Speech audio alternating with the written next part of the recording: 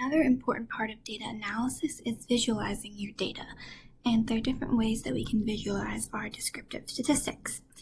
So first, I'm going to show you how to make a histogram, which is a visualization of the frequency of each data point in your data set. So essentially, we are creating a visual for this frequency distribution table that we created right here. So the first thing you're going to do is, again, make sure you have that data analysis tool pack activated, and then under the data tab, we're going to go to data analysis, and we're specifically going to hit histogram.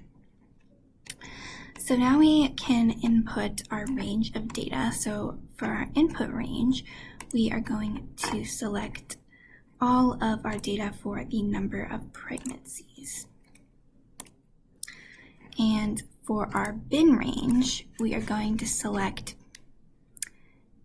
the number of pregnancies column in our frequency distribution table. So that is every possible data point that is shown in this particular variable. So the range is from 0 to 13, so we're just going to select all of this data.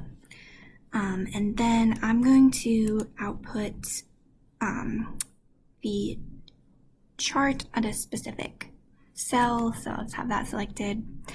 And then make sure that chart output is also selected, because that's going to be what shows your histogram. Then hit OK. And so here we have our frequency distribution table, which is essentially the same thing that we created up here. And that is how it creates this histogram. So then here we have our histogram, which you can make a little bigger.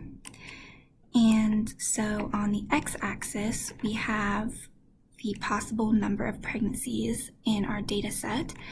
And then on the y-axis, we have our frequency. So how many times this particular data point showed up in the distribution.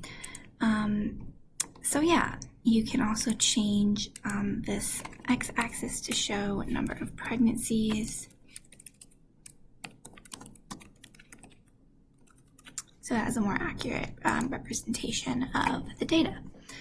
So that is how you create a histogram in Excel.